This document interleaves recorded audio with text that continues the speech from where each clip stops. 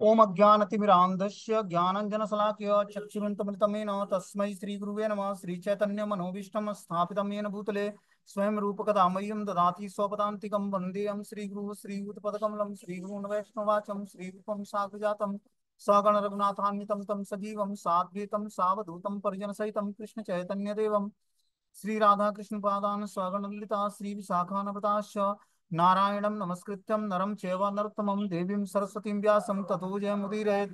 सुमतां स कथा कृष्ण पुण्ये श्रवणकीर्तनं हृदयन्तस्तु भद्राणि विद्नोति सुरसतां नष्टप्रायेषु भद्रेषु नित्यं भागवत सेवया भगवती उत्तम श्लोके भक्तिर्भवति नैष्टिकी तदा रजस्तमो भाव काम लोभादयस्य चेत एतेन निरावृतं स्थित सत्ये प्रसिद्धति एवं प्रसन्न मनसो भगवत भक्ति योगता भगवत तत्व विज्ञान मुक्त संगस्य जायते विद्यन्ते हृदय ग्रंथि छिद्यन्ते सर्व संशयम् क्षीयन्ते चास्य कर्माणि दृष्ट्वा एवात्मनीश्वरे मुखं करोति वाचालं पङ्गुं लङ्घयते गिरिं यत्कृपातमहं वन्दे परमानन्दमाधवं प्रह्लाद नारद पराशर पुण्डरीकं व्यासम् अम्बरीष सुख सौनक विस्मदालभ्यां रुक्मांग अर्जुन वसिष्ठं विश्वादीनं पुण्यानि नामानि परं भागवत स्मरामि।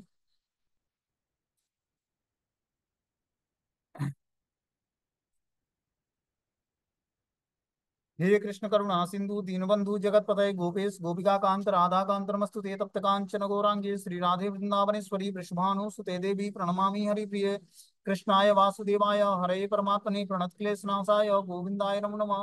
वासुदेव सुतं देवं कंसचारूणमर्दनं देवकी परमानंदं कृष्णं वंदे जगद्गुरुं। जय श्री कृष्ण चैतन्य प्रभु नित्यानंद श्री अद्वैत गदाधर श्रीवासादि श्री गौर भक्तवृंद।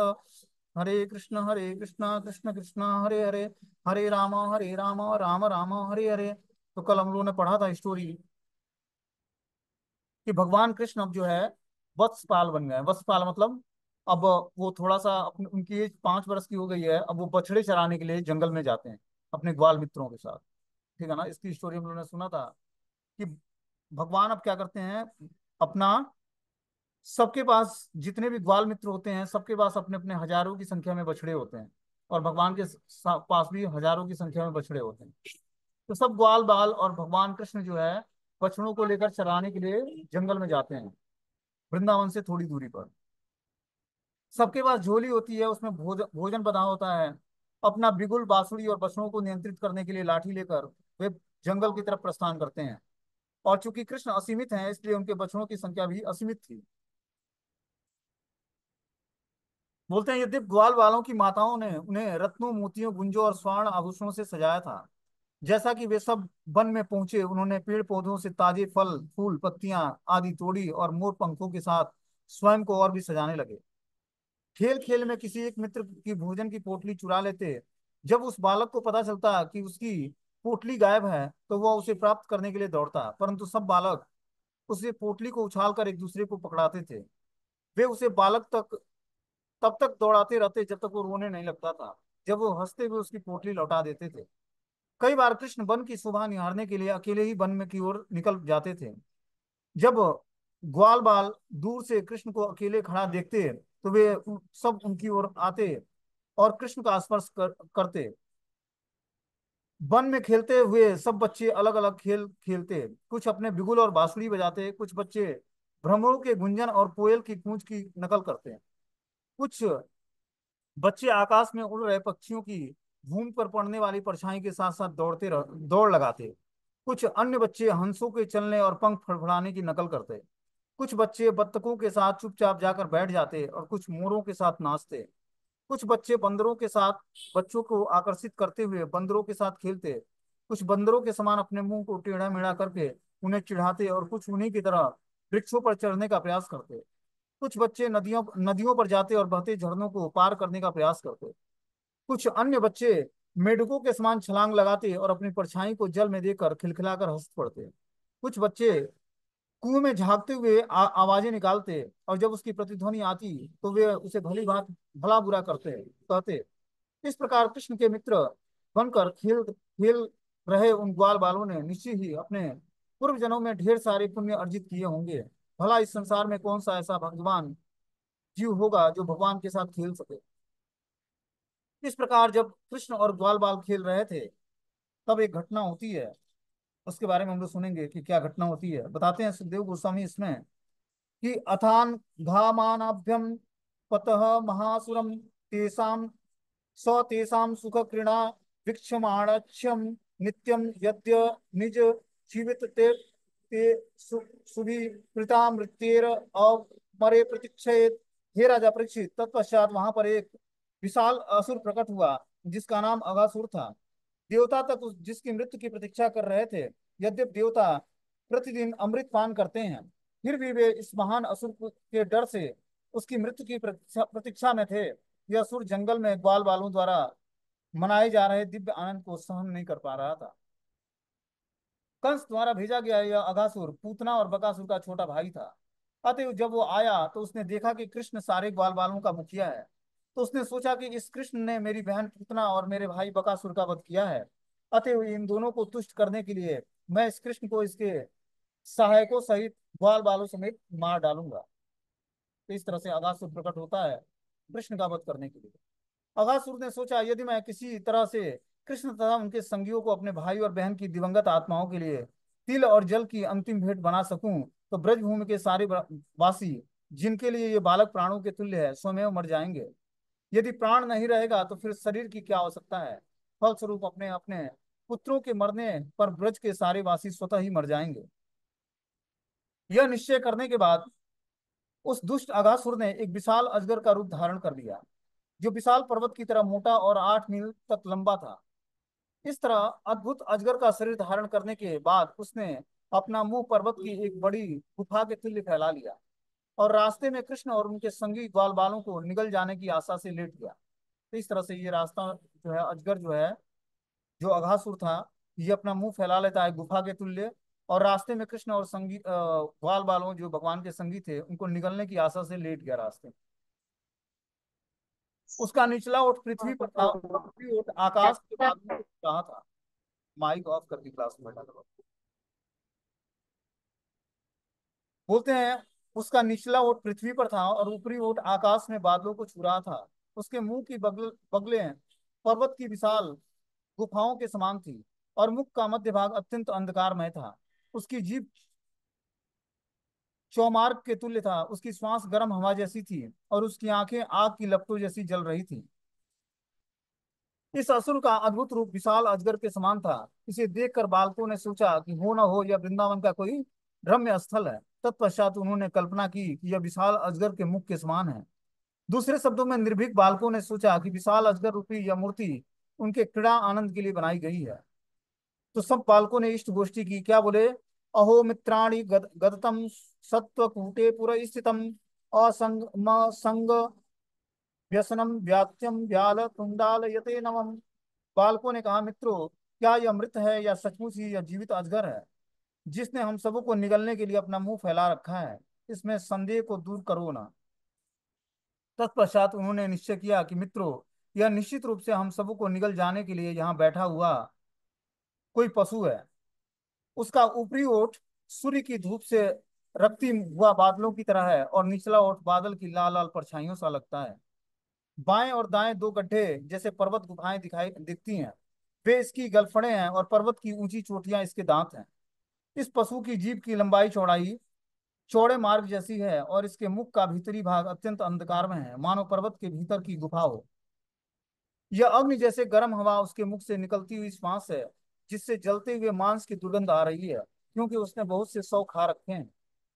जब बालकों ने कहा कि क्या यह प्राणी हम लोगों को निगलने आया है, यदि वह निगलेगा तो तुरंत ही बकासुर की भांति मार डाला जाएगा।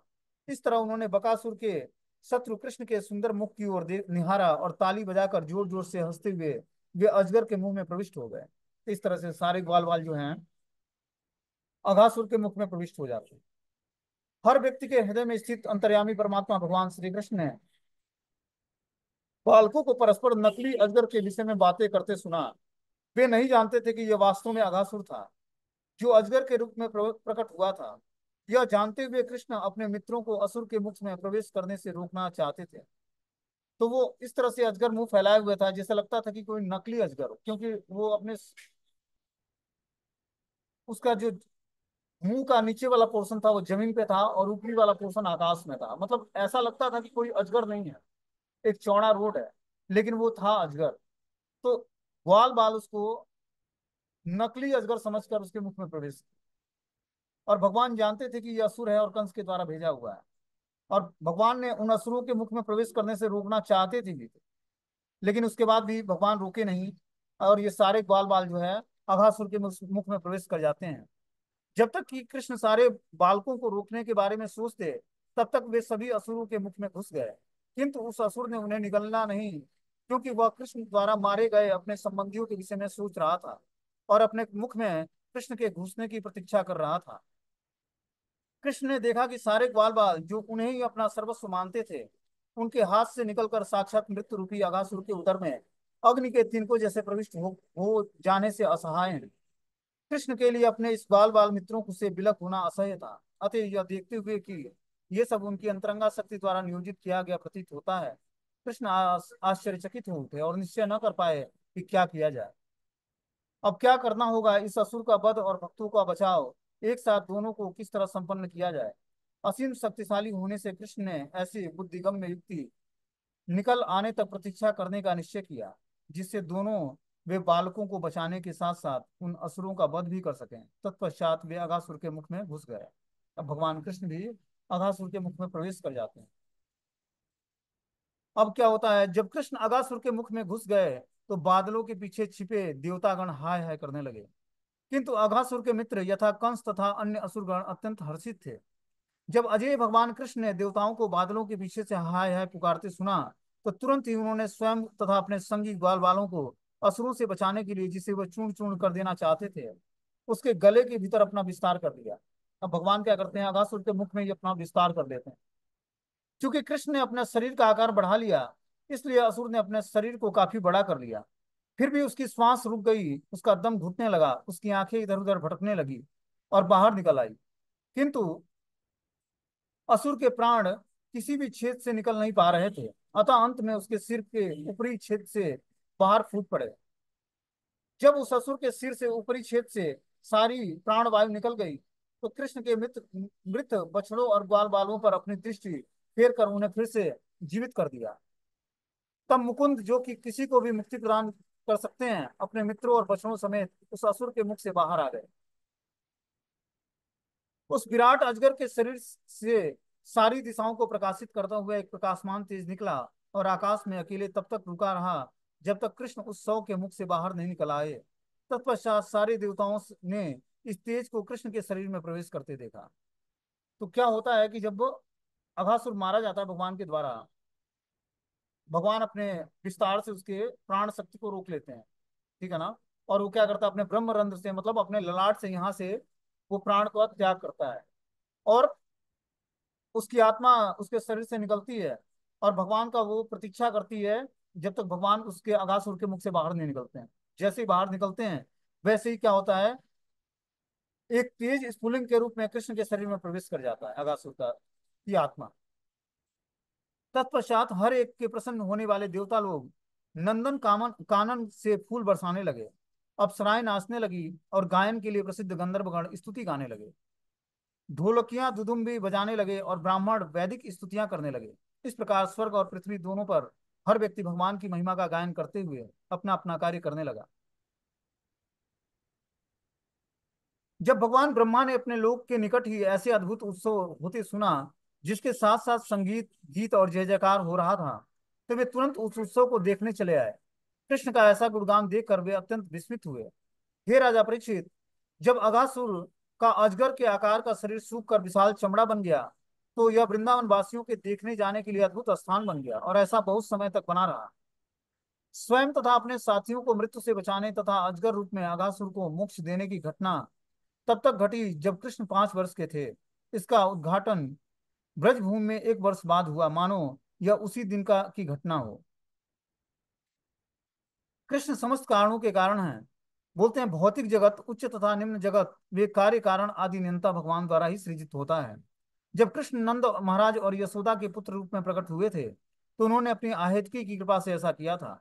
अतः उनके लिए अपने असीम ऐश्वर्य का प्रदर्शन कोई विचित्र बात नहीं है। हाँ, उन्होंने ऐसी महती कृपा प्रदर्शित की कि सर्वाधिक पापी दुष्ट अगासुर भी ऊपर उठ गया और उसमें उनके संगियों में से एक बन गया। उसने सारूप्य मुक्ति प्राप्त की, जो वस्तुतः भौतिक कलुषों से युक्त पुरुषों के लिए प्राप्त कर पाना असंभव है। तो अघासुर को भगवान जो है सारूप्य मुक्ति प्रदान करते हैं। भगवान के जैसा ही रूप उसको प्राप्त हो जाता है जब वो शरीर का त्याग करता है असुर। बोलते हैं आगे, सकृत नंग प्रतिमांतराहिता मनोमयी भगवती ददो गतिम स एवं नित्या सुखानुभूत्य भी व्युद्यस्य मायो अंतर्गतो ही की पुनः। यदि कोई कोई केवल एक बार या बलपूर्वक भी अपने मन में भगवान के स्वरूप को लाता है तो उसे कृष्ण की दया से परम मोक्ष प्राप्त हो सकता है, जिस प्रकार अघासुर को प्राप्त हुआ।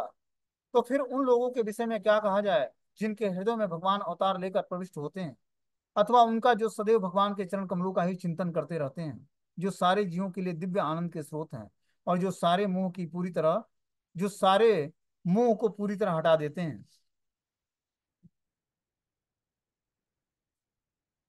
अब श्री सूत गोस्वामी इस बारे में बोलते हैं। सूत गोस्वामी जो है, जब महाराजा परीक्षित को सुखदेव गोस्वामी ये कृष्ण कथा सुना रहे थे तो उसी सभा में सूत गोस्वामी भी बैठे हुए थे।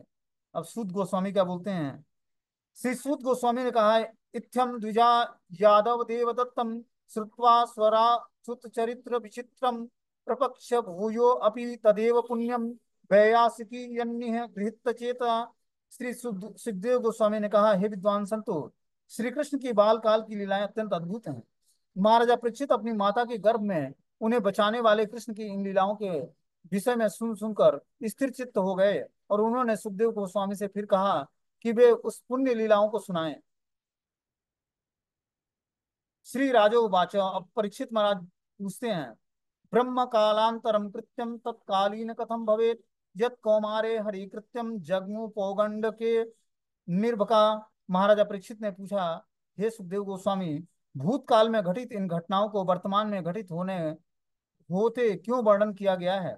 भगवान कृष्ण ने अघासुर को मारने का कार्य तो अपनी कौमारी अवस्था में संपन्न किया था, तो फिर बालकों ने उनकी प्रौगंड अवस्था में इस घटना को अभी घटित क्यों बताया है। तो ये क्वेश्चन था सुखदेव गोस्वामी के साथ परीक्षित महाराज का। हे महायोगी, मेरे आध्यात्मिक गुरु, कृपया करके बताएं कि यह कैसे हुआ। मैं यह जानने के लिए परम उत्सुक हूँ। मैं सोचता हूँ कि यह कृष्ण की अन्य माया के अतिरिक्त और कुछ भी नहीं है। आगे बोलते हैं, वयम धन्य तमालोके गुरु अपि छत्र बंधव वयम भी वामो महोत्सवत्वम पुण्यम कृष्ण कथामृतम। हे प्रभु मेरे आध्यात्मिक गुरु, यद्यपि हम क्षत्रियों में निम्नतम हैं, फिर भी हमारा अहोभाग्य है कि हम लाभान्वित हुए हैं, क्योंकि हमें आपसे भगवान के अमृतमय पवित्र कार्यकलापों का निरंतर श्रवण करते रहने का अवसर प्राप्त हुआ है। अब श्री सूत गोस्वामी इसमें बोलते हैं, इत्थम अस्मत्कृष्टम सतु बाद्रायणी स तस्मात् अनंता हृदय अखिलेन्द्रियम पृच्छा पुनः लब्ध बहिर्दृश्यम स्नेह प्रत्याहम त्वम भगवत उत्तमोत्तम। श्री सूत गोस्वामी ने कहा, हे संतो तथा भक्तों में सर्वश्रेष्ठ सौनक, जब महाराजा परीक्षित ने सुखदेव गोस्वामी से इस तरह पूछा तो तुरंत अपने अंतःकरण में कृष्ण लीलाओं का स्मरण करते हुए वह अपनी इंद्रियों के कार्यों से उनका बाह्य संपर्क टूट गया। तत्पश्चात बड़ी मुश्किल से उन्होंने बाह्य चेतना वापस आई और वे कृष्ण कथा के विषय में महाराजा परीक्षित से बातें करने लगे। इस तरह से अब महाराजा परीक्षित को वो आगे की कृष्ण कथा सुनाते हैं। अब श्री सुखदेव गोस्वामी क्या बोलते हैं, साधु पृष्ठम महाभागम त्वया भागवतोत्तम यन्नूना तनयम शीसस्यम शृण्वन्नपि कथा मुहुर। श्री सुखदेव गोस्वामी ने कहा, हे भक्त शिरोमणि, परम भाग्यशाली परीक्षित, तुमने बहुत ही सुंदर प्रश्न किया है, क्योंकि भगवान की लीलाओं को निरंतर सुनने पर भी तुम उनके कार्यों का नित्य नूतन रूप में अनुभव कर रहे हो। सतामयम सारभृता निसर्गो यदर्थम वाणी श्रुते श्रुति चेतसामपि प्रतिक्षणम न्यो वद अच्युतस्य यत् स्त्रिया बिटा नामिव साधु वार्ता। जीवन जीवन सार को स्वीकार करने वाले परमहंस भक्त अपने अंतःकरण से कृष्ण के प्रति अनुरक्त होते हैं, और कृष्ण ही उनके जीवन के चरम लक्ष्य रहते हैं। प्रतिक्षण कृष्ण की ही चर्चा करना उनका स्वभाव होता है, मानो ये कथाएं नित्य नूतन हो। ये इन कथाओं के प्रति उसी तरह अनुरक्त रहते हैं जिस तरह भौतिकतावादी लोग स्त्री और विषय वासनाओं की चर्चाओं में रस लेते हैं। क्या बोलते हैं, जो भगवान के परमहंस भक्त हैं, मतलब भगवान के जो शुद्ध महाभागवत भक्त हैं, वो कृष्ण के प्रति ऐसे अनुरक्त रहते हैं कि उनका जीवन का लक्ष्य मात्र कृष्ण ही होते हैं। प्रति क्षण कृष्ण की ही चर्चा करना उनका स्वभाव है, और मानो वो ये कथाएं अत्यंत नूतन है, उनको भगवान कृष्ण की कथाएं हमेशा जो है नूतन लगती हैं। वे इन कथाओं के प्रति उसी तरह अनुरक्त रहते हैं जिस प्रकार भौतिकतावादी व्यक्ति स्त्री और विषय वासनाओं के प्रति अनुरक्त रहता है। बोलते हैं, शृण्वा वही तो राजन अपि गुह्यम बदामि ते ब्रूहि स्नग्धस्य शिष्यस्य गुरुवो गुह्य अप्युतम। हे राजन, मेरी बात ध्यान पूर्वक सुनो। यद्यपि भगवान की लीलाएं अत्यंत गुह्य हैं और सामान्य व्यक्ति उन्हें नहीं समझ सकता है, किंतु मैं तुमसे उनके विषय में कहूंगा, क्योंकि गुरुजन विनीत शिष्य को गुह्य से गुह्य तथा कठिन से कठिन विषयों को भी बता देते हैं। मृत्यु रूपी अगासुर के मुख से बालकों और बछड़ों को बचाने के बाद भगवान कृष्ण उन सबों को नदी के तट पर ले आए और उनसे निम्नलिखित शब्द कहे। क्या बोलते हैं भगवान? अहो अति रम्य पुलिनम वयस्याम स्वकेली संपन्न मृदुता लाक्ष्य बालुकम स्फुट्य सरोग गंध हृताली पत्रिका ध्वनि प्रतिभा नल सद रुमाकुलम। मित्रों, देखो ना, यह नदी का किनारा अपने मोहक वातावरण के कारण कितना रम्य लगता है। देखो ना, खिले कमल किस तरह अपनी सुगंधि से भौरों और पक्षियों को आकृष्ट कर रहे हैं। भौरों की गुनगुनाहट तथा पक्षियों की चहचहाट जंगल के सभी सुंदर वृक्षों से प्रतिध्वनित हो रही है, और यहाँ की बालू साफ और मुलायम है। अतः हमारे खेल तथा हमारी लीलाओं के लिए यह सर्वोच्चतम स्थान है। मेरे विचार से हम यहाँ भोजन करें, क्योंकि विलंब हो जाने से हम भूखे हो उठे हैं। यहाँ बछड़े पानी पी सकते हैं और धीरे धीरे इधर उधर जाकर घास चर सकते हैं। भगवान कृष्ण के प्रस्ताव को मानकर ग्वाल बालों ने बछड़ों को नदी में पानी पीने दिया और फिर उन्हें वृक्षों में से बांध दिया जहाँ हरी मुलायम घास थी। जब बालकों ने अपने भोजन की पोटली खोली तो दिव्य आनंद से पूरित होकर कृष्ण के साथ खाने लगे। जिस तरह पंखुड़ियां तथा पत्तियों से घिरा हुआ कोई कमल पुष्प कोस हो, उसी तरह कृष्ण बीच में कृष्ण बैठे थे और उन्हें घेर कर पंक्तियों में उनके मित्र बैठे थे। वे सभी अत्यंत सुंदर लग रहे थे। उनमें से हर बालक यह सोच करके कृष्ण की ओर देखने का प्रयास कर रहा था कि शायद कृष्ण भी उनकी ओर देखें। इस तरह उन सबों ने जंगल में भोजन का आनंद लिया। ग्वाल बालों में से किसी ने अपना भोजन फूलों पर, किसी ने पत्तियों पर, फलों या पत्तों के गुच्छों पर, किसी ने वास्तव में ही अपनी डलियों में, तो किसी ने पेड़ की खाल पर और किसी ने चट्टानों पर रख लिया। बालकों ने खाते समय उन्हें ही अपने प्लेट मान लिए। अपने अपने घर से लाए गए भोजन की किस्मों से भिन्न भिन्न स्वादों से एक दूसरे को बतलाते हुए सारे ग्वाल बालों ने कृष्ण के साथ भोजन का आनंद लिया। वे एक दूसरे का भोजन चख चख कर हंसते और हंसाने लगते। कृष्ण यज्ञ भुक हैं, अर्थात वे केवल यज्ञ की आहुति ही खाते हैं, किंतु अपनी बाल लीलाएं प्रदर्शित करने के लिए वे अपनी बंसी को अपनी कमर और दाहिनी ओर कसे वस्त्र के बीच में सिंह के बिगुल और गाय चराने की लाठी को बाईं ओर खोस कर बैठ गए। वे अपने हाथ में दही और चावल का बना सुंदर व्यंजन लेकर और अपनी अंगुलियों के बीच में उपयुक्त फलों के टुकड़े पकड़कर इस तरह बैठे थे जैसे कमल का कोष हो। वे आगे की ओर अपने सभी मित्रों को देख रहे थे और खाते खाते उनसे उपहास करते जाते थे, जिससे सभी ठहाका लगाकर हंसते थे। उस समय स्वर्ग के निवासी देख रहे थे और आश्चर्यचकित थे कि किस तरह यज्ञ भगवान अब अपने मित्रों के साथ जंगल में बैठकर भोजन खा रहे हैं। हे महाराज परीक्षित, एक और जहां अपने हृदय में कृष्ण के अतिरिक्त अन्य किसी को न जानने वाले ग्वाल बाल जंगल में भोजन करने में इतने व्यस्त थे, वहीं दूसरे ओर बछड़े हरी घास से ललचाकर दूर घने जंगल में चरने निकल गए। जब कृष्ण ने देखा कि उनके ग्वाल बाल मित्र डरे हुए हैं, तो भय के भी भीषण नियंता उन्होंने उनके भय को दूर करने के लिए कहा कि मित्रों, खाना मत बंद करो, मैं स्वयं जाकर तुम्हारे बछड़ों को इसी स्थान पर वापस लाए देता हूँ। कृष्ण ने कहा, मुझे जाकर बछड़े ढूंढने दो, अपने आनंद में खलल मत डालो।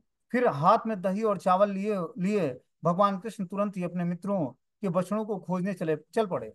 वे अपने मित्रों को तुष्ट करने के लिए सारे पर्वतों, गुफाओं और झाड़ियों तथा सकरे मार्गों में खोजने लगे। अब आगे सुखदेव गोस्वामी बोलते हैं कि हे राजा परीक्षित, स्वर्ग लोक में वास करने वाले ब्रह्मा ने अघासुर के वध करने तथा मोक्ष देने के लिए शक्तिमान कृष्ण के कार्यकलापों को देखा था और वह अत्यंत चकित थे। अब वही ब्रह्मा कुछ अपनी शक्ति दिखलाना और उस कृष्ण की शक्ति देखना चाह रहे थे, जो मानो सामान्य ग्वाल बालों के साथ खेलते हुए अपनी बाल लीलाएं कर रहे हों। इसलिए कृष्ण की अनुपस्थिति में ब्रह्मा ने सारे बालकों तथा बछड़ों को किसी दूसरे स्थान पर लेकर चले गए। इस तरह वे फंस गए, क्योंकि निकट भविष्य में वे देखेंगे कि कृष्ण कितने शक्तिशाली हैं। तो यहाँ पर देखा जाता है कि ब्रह्मा जी अब भगवान का परीक्षा लेना चाहते हैं कि एक तरफ क्या करते हैं, कृष्ण जो है अघासुर का वध करते हैं, और दूसरी तरफ अपने ग्वाल बालों के साथ बैठकर भगवान कृष्ण जो है उनका जूठा खा रहे हैं। ये कौन से भगवान हो सकते हैं? तो ब्रह्मा जी के मन में डाउट उत्पन्न हुआ भगवान को लेकर। जब डाउट उत्पन्न हुआ तो उन्होंने सोचा कि मैं कृष्ण का एग्जाम लेता हूँ। तो पहले उन्होंने क्या किया, पहले बछड़ों को चुरा लिया, ले जाकर बछड़ों को। और जब भगवान बछड़े खोजने जाते हैं तो ग्वाल बालों को चुरा लेते हैं। अब सारे ग्वाल बाल और बछड़ों को ब्रह्मा जी चुरा लेते हैं। तत्पश्चात जब कृष्ण बछड़ों को खोज ना पाए तो यमुना के तट पर लौट आए, किंतु वहां भी उन्होंने ग्वाल बालों को नहीं देखा।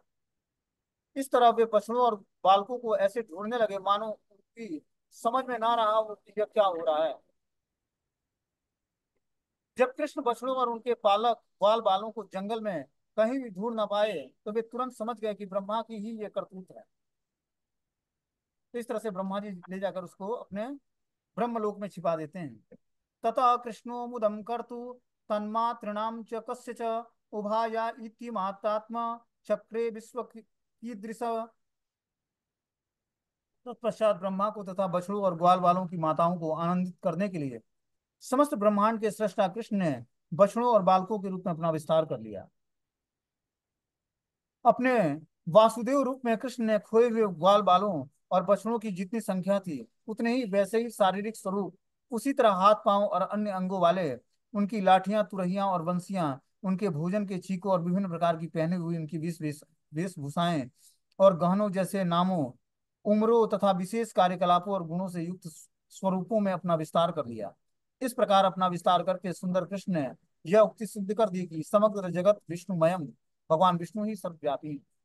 तो इस तरह भगवान कृष्ण क्या करते हैं कि जब ब्रह्मा जी सारे ग्वाल बाल और सारे ग्वाल बछड़ों को छुड़ा लेते हैं, ठीक है ना, तो कृष्ण को पता लग जाता है कि ये घटना जो है ब्रह्मा जी के द्वारा करी हुई है, ब्रह्मा जी ने यह कार्य किया हुआ।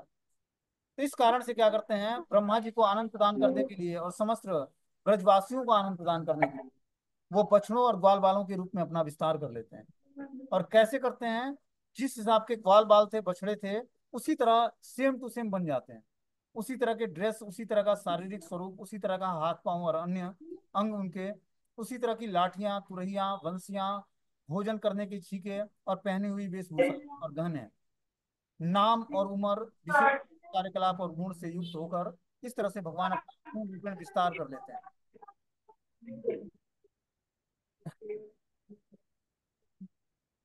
और ये सिद्ध कर देते हैं कि विष्णु ही सर्वव्यापी हैं। बोलते हैं इस तरह अपना विस्तार करने के बाद जिससे वे सभी बछड़े और बालकों की तरह लगे और हाथ ही और साथ ही उनके अगुआ भी लगे। कृष्ण ने अब अपने पिता नंद महाराज की ब्रजभूमि में इस तरह प्रवेश किया जिस तरह वे उन सबके साथ आनंद मनाते हुए सामान्यतः किया करते थे। तो जिस तरह रोज की भांति ग्वाल बालों के साथ ब्रज में वृंदावन में प्रवेश करते, उसी तरह आज भी ग्वाल बालों और बछड़ों के गायब हो जाने के बाद, ब्रह्मा जी के चुरा लेने के बाद, भगवान कृष्ण अपना विस्तार करके उसी सेम ग्वाल बालों के रूप में, सारे बछड़ों के रूप में वृंदावन में प्रवेश करते हैं, भगवान ही अपना विस्तार करके। अब इस पर सुखदेव गोस्वामी बोलते हैं, हे महाराजा परीक्षित, जिस कृष्ण ने अपने को विभिन्न बछड़ों तथा भिन्न भिन्न ग्वाल बालों से में विभक्त कर लिया था, वे बछड़ों के रूप में विभिन्न गौशालों में और फिर विभिन्न बालकों के रूप में विभिन्न घरों में घुस गए। तो जिस जिस घरों से जो जो बछड़े और ग्वाले आए थे, उस घरों में भगवान अपने स्वरूप को धारण करके उस ग्वाल बाल के बच्चे के रूप में और उस बछड़ों के रूप में उस घरों में प्रवेश कर जाते हैं। देखो भगवान की क्या भगवत्ता है, ठीक है ना। अब हजारों की संख्या में ग्वाल बाल हैं और हजारों की संख्या में एक एक ग्वाल बालों के बछड़े हैं जो अनगिनत हैं, असंख्य हैं। और सबके ग्वाल बालक सबके बछड़े बन जाते हैं और सब ग्वाल बालों के बच्चे बन जाते हैं। और उसी तरह के ड्रेस, उसी तरह की जो लपटी, उसी तरह की लाठी और उसी तरह का जो उनका छिका था भोजन करने का, सब उसी तरह से अपना विस्तार कर देते हैं। बालकों की माताओं ने अपने पुत्रों की बंसियों और बिगलों की ध्वनि सुनकर अपना गृह कार्य छोड़कर उनकी गोदों में उठा लिया, दोनों बाहुओं में भरकर उनका आलिंगन किया और प्रगाढ़ प्रेम के कारण, विशेष रूप से कृष्ण के प्रति प्रेम के कारण स्तनों से बहता रहा दूध वे उन्हें पिलाने लगी। वस्तुतः कृष्ण सर्वस्व हैं लेकिन उस समय अत्यधिक स्नेह व्यक्त करते हुए वे परम ब्रह्म कृष्ण को दूध पिलाने में विशेष आनंद का अनुभव करने लगी। और कृष्ण ने उन माताओं का क्रमशः दूध पिया मानो वे अमृतमय पिए हो। इस तरह से भगवान क्या करते हैं, सारे अपना विस्तार करके ग्वाल बालों और बछड़ों के रूप में सारे ब्रज की माताओं के, मतलब वृंदावन की माताओं के और सारे गायों का दूध भगवान पीते हैं। ठीक है ना। क्योंकि इन्होंने ये इच्छा व्यक्त की थी कि और जो कृष्ण हमारा बच्चा होता, हमारा लल्ला होता, तो हम लोग क्या करते, इसको अपना स्तनपान कराते। और गाय भी अपनी इच्छा व्यक्त की थी कि अगर जो कृष्ण हमारा बछड़ा होता तो हम भी इसको दूध पिलाते। तो इस तरह से ब्रह्मा के गर्भ को भी भगवान चूर करते हैं और क्या करते हैं, सारे ब्रजवासियों की, सारे वृंदावन वासियों की भगवान इच्छाएं पूर्ण करते हैं। बोलते हैं तत्पश्चात हे महाराज परीक्षित, अपनी लीलाओं के कार्यक्रमानुसार कृष्ण शाम को लौटे और हर ग्वाल बालों के घर में घुस गए, अपने बच्चों की तरह कार्य करते, जिससे उनकी माताओं को दिव्य आनंद प्राप्त होता। माताएं अपने बालकों की देखभाल करती, उन्हें तेल लगाती, उन्हें नहलाती, चंदन का लेप लगाती, गहनों से सजाती, रक्षा मंत्र पढ़ती, उनके शरीर पर तिलक लगाती, उन्हें भोजन कराती। इस तरह माताएं अपने हाथों से कृष्ण की सेवा करती रही। लेकिन उनको नहीं पता था कि ये कृष्ण है हमारे। उनको ये पता था कि हमारे ग्वाल बालक जो हमारे बच्चे हैं वही सारे हमारे घरों में आए हैं। लेकिन उनको ये पता नहीं था कि ब्रह्मा जी के द्वारा सारे ग्वाल बालों की चोरी हो गई। और कृष्ण ने अपना विस्तार करके ग्वाल बाल बछड़े और सब गौ एक मतलब बछड़ों के रूप में और ग्वाल बालों के रूप में अपना विस्तार करके और सबके घरों में गए हुए हैं। इस तरह से ब्रज की सारी माताओं ने, वृंदावन की सारी माताओं ने क्या किया, अपना बच्चा समझकर कृष्ण को तेल लगाया, उनको बालों को संवारा, उनको नहलाया, चंदन का लेप लगाया, गहनों से सजाया, रक्षा मंत्र पढ़ा, शरीर पर तिलक लगाई और उन्हें भोजन कराई। इस तरह माताओं ने अपने हाथों से कृष्ण की सेवा की। तत्पश्चात सारी गांवें अपने अपने गोष्ठों में घुसती और अपने अपने बछड़ों को बुलाने के लिए जोर से रम्भाने लगी। जब बछड़े आ जाते तो माताएं उनके शरीरों पर बारंबार चाटती और उन्हें अपने थनों से बह रहा प्रचुर दूध पिलाती। इस तरह से कृष्ण ने बाल बछड़ों के रूप में अपना विस्तार कर लिया। ठीक है ना। और अपनी अपनी गाय, जैसे हर पर्टिकुलर गाय का अपना बछड़ा होता है, वो अपनी माता को पहचानता है। उसी तरह भगवान कृष्ण ने जब बछड़ों के रूप में अपना विस्तार किया तो उस बछड़ा, वो जो बछड़ा पर्टिकुलर उस गाय का था, उसी तरह का स्वरूप धारण करके उस गाय के पास गए वो। प्रारंभ से ही गोपियों का कृष्ण के प्रति मातृत्व स्नेह था। कृष्ण के प्रति उनका यह स्नेह अपने पुत्रों के प्रति स्नेह से भी अधिक था। इस तरह अपने स्नेह प्रदर्शन में वे कृष्ण तथा अपने पुत्रों में भेद बरतती थी, किंतु अब वह भेद दूर हो चुका था। यद्यपि ब्रजभूमि के सारे निवासी ग्वालों और गोपियों में पहले से ही कृष्ण के लिए अपने निजी पुत्रों से अधिक स्नेह था, किंतु अब एक वर्ष तक उनके अपने पुत्रों के प्रति यह स्नेह लगातार बढ़ता रहा।